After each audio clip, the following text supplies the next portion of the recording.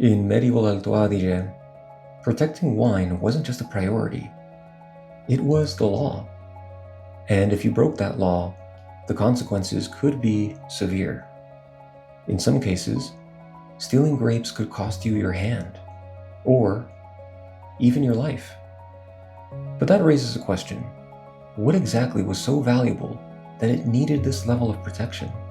In a quiet corner of Alto Adige, there's a vine that's been growing here for 350 years. I promised you interesting facts, so here's one that I think you'll appreciate. In the village of Versoix in the Merano area, there is a vine, a single vine. It's been scientifically dated to be at least 350 years old. Legends suggest it may even date back to 1379. It is considered one of the biggest and oldest vines in the world.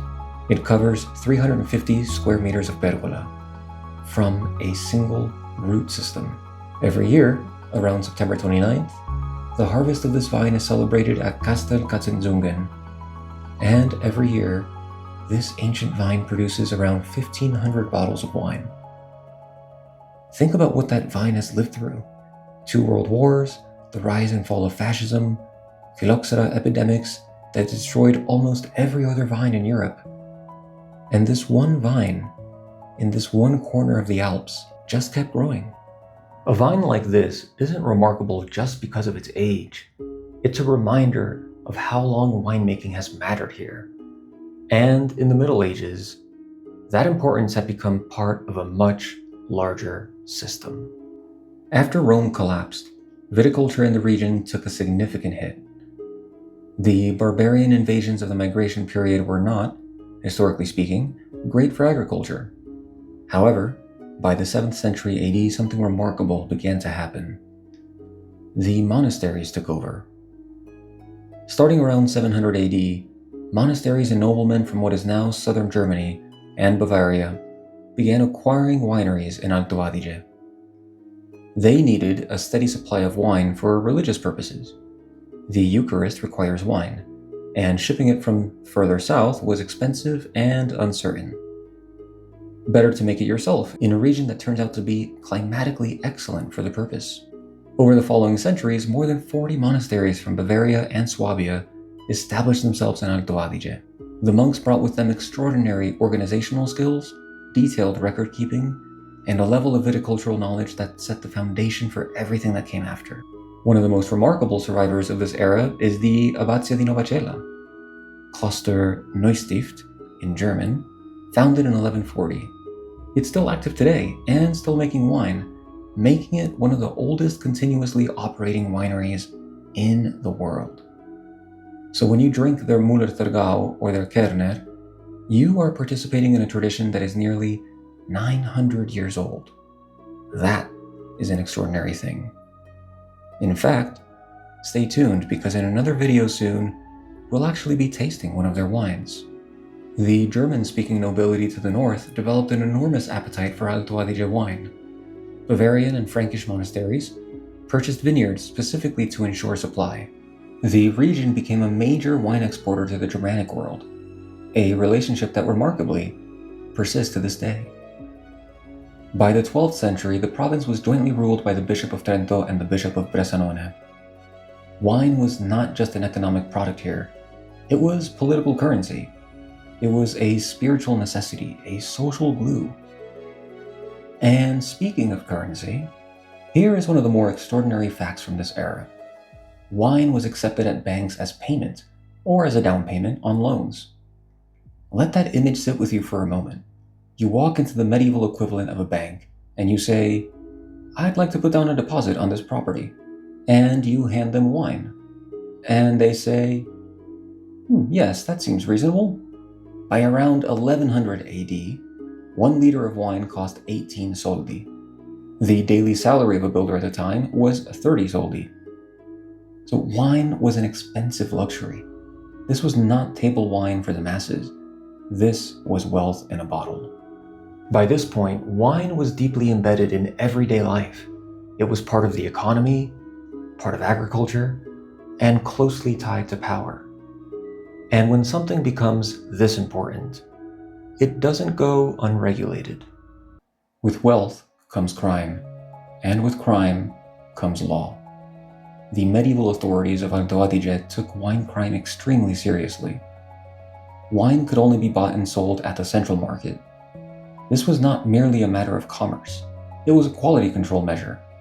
By forcing all transactions through a central point, the authorities could ensure that wine had not been diluted with water and that the origin of the grapes in the wine was correct. Counterfeiting and adulteration were not tolerated. The Weinmesser, literally wine measurer, was an official inspector who patrolled businesses, checking wine stock, monitoring for unauthorized mixing, and generally making sure nobody was cutting corners. This role persisted well into the late Middle Ages. Now, about theft. Vineyard owners were understandably anxious about their crops being stolen. Some took creative protective measures. In Isra, for example, nobility would construct walls around their vineyards to keep thieves out. But walls alone were apparently not enough. Some growers would coat their grape leaves with a white, lime-like substance, giving the grapes a visually unpleasant appearance, specifically to discourage theft. If the grapes looked diseased, who's going to steal them? There were also paid guardians, individuals hired to watch over vineyards day and night throughout the growing season. This was a serious profession, and in some roads in Alto Adige, roads were actually closed during the harvest season, both wine and apple harvest, to prevent theft by outsiders. But the most dramatic anti-theft measure was in the legal code itself. Under the capital punishment laws of the time, most crimes could be settled financially. The one regarding wine was unique. It was the only offense that specifically involved bodily harm as punishment. A person who stole from a vineyard and couldn't pay the required fine could lose a hand or a foot. I want to be clear, theft of wine grapes were treated more harshly in terms of guaranteed physical punishment than most other crimes. These people were not playing around. And if you think that's intense, public intoxication and overdrinking were also punishable offenses under the Land Tyrol laws, in some cases by lethal punishment. Medieval Alto Adige had perhaps the world's first, and most aggressive, drunk in public ordinance. Now, these laws might seem extreme, but they start to make sense once you realize just how important wine was in the society. Because in Alto Adige, wine wasn't just something people drank. Wine wasn't just a daily necessity. It was a marker of status. Who drank it, how it was served, and where it even came from. All of it mattered. Wine in Alto Adige was never merely a beverage. It was a marker of social position, a tool of political power, a symbol of religious authority, and in some periods, the difference between poverty and survival. Let's start with the roads, because before wine could be a social symbol, it had to move. In the Middle Ages, the wine export business was one of the most significant economic forces in all of Tyrol. And because moving wine requires good roads, something remarkable happened. Many of the ancient Roman roads in the region were renovated, and entirely new roads were built specifically to support the wine trade. Taverns were created along these routes to allow transporters to change horses, spend the night, and naturally, drink Tyrol wine. The wine trade didn't just use the infrastructure, it built it. And about those taverns, they were largely staffed by women. Around 1492, in the rest of Italy, waiters were almost exclusively men. But in Tyrol, it was mostly women who served food, drinks, and entertainment. This practice continued until at least 1791. A traveler named Marianne Kraus wrote that Tyrol had the most beautiful servers in the land, and advised that if you were traveling with your husband, it was probably best to skip the tavern altogether. In the Middle Ages, people raved about the Traminer from Tyrol and the excellent Moscato wine from Termino. These were aromatic white wines with some residual sweetness, and their popularity tells us something important. Anything sweet during this period was deemed desirable, seen as a status symbol. Sweetness was luxury. Wine itself had been a luxury drink for most of human history in this region, and it was only during the Middle Ages that it began to become accessible for a wider circle. merchants, artisans, and other reasonably prosperous citizens. But even then, the less wealthy still couldn't afford it. Wine consumption grew not just because people wanted it, but because the alternatives were inferior. Beer couldn't be stored for long periods without spoiling, and the water in most medieval settlements was too contaminated to drink safely. Wine was, among other things, the safest beverage available.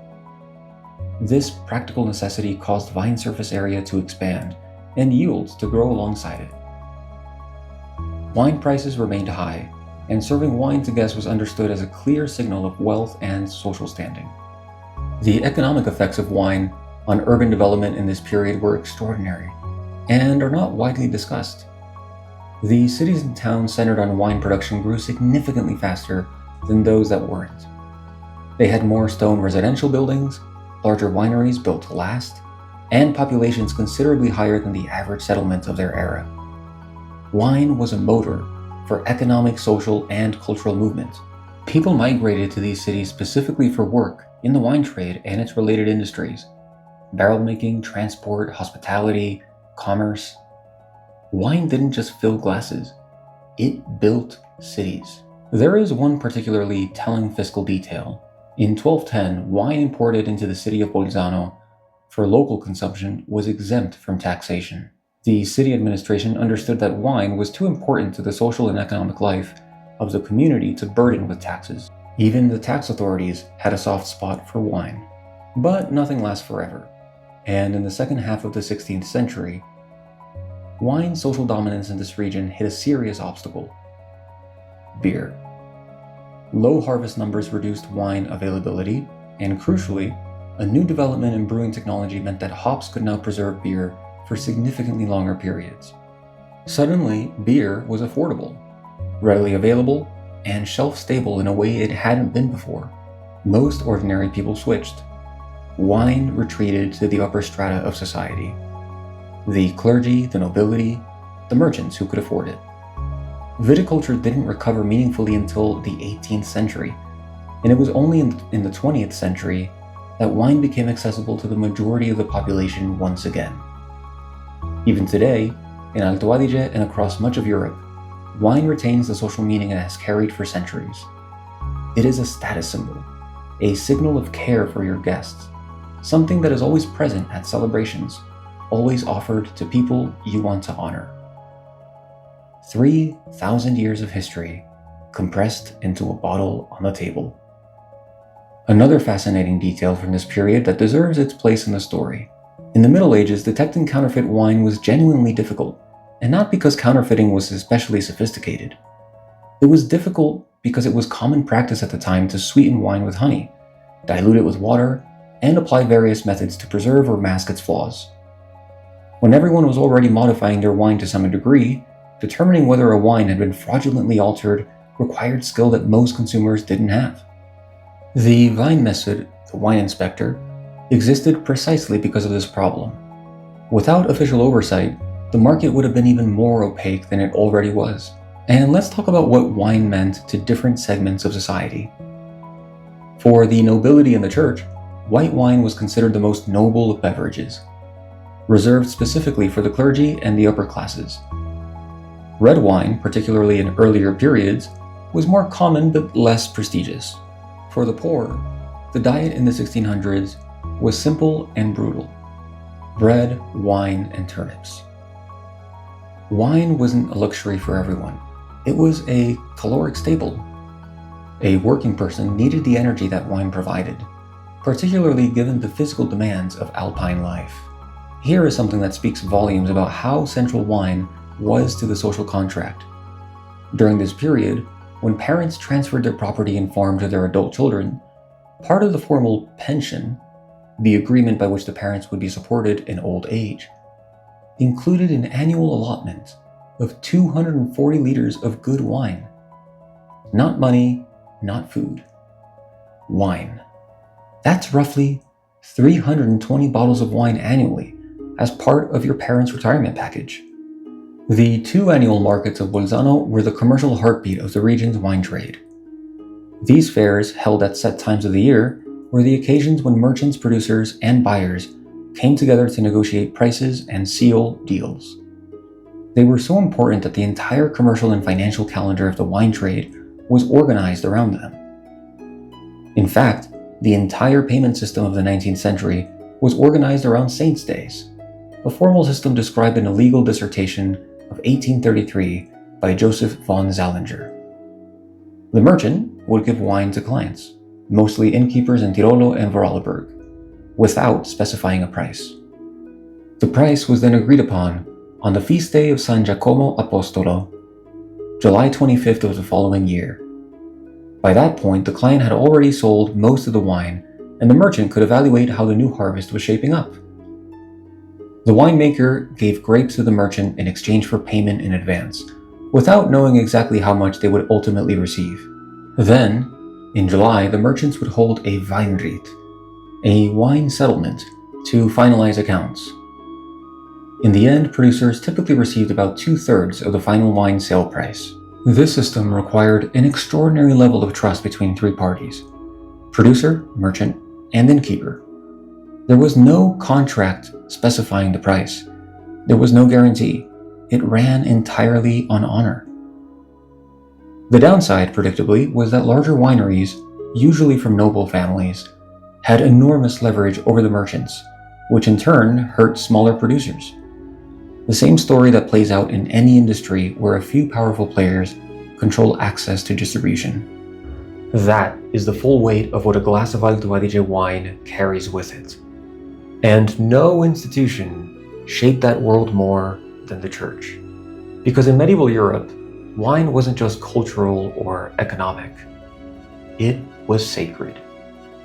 It would be impossible to understand the history of wine in Alto Adige without understanding the role of the church. In a region where over 40 monasteries from Bavaria and Swabia owned vineyards at their peak, religion and viticulture were inseparable. Wine was offered to the gods in ancient times. It was central to Roman religious practice. When Christianity took over, wine moved to the center of the most sacred ritual of the faith, the Eucharist. The demand for sacramental wine was constant, reliable, and spiritually non-negotiable.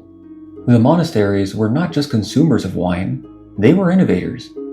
They maintained detailed records of what they planted, where, and when. They experimented with varieties. They built cellars. They developed early quality controls. In the absence of any centralized agricultural institution, the monks were the research and development department of Alto Adige viticulture for nearly 1,000 years. There is a thought worth pausing on here, one that feels genuinely true. We marvel at how religion shaped great art and great architecture. The cathedrals of Europe, the frescoes, the illuminated manuscripts. All of this was made possible by the wealth and organization of the church. The same could be said with equal validity for wine. The church didn't just drink wine, it built the infrastructure, the expertise, and the cultural framework that made fine wine possible in this region. The great wine culture of Alto Adige is, in part, a gift from the monasteries. By this point, wine in Alto Adige wasn't just part of daily life. It was tied to power, to status, and to institutions like the church. It shaped the way society functioned. But over time, the world began to change. Because the forces shaping this region were about to become much larger. Empires, science, and eventually, crisis.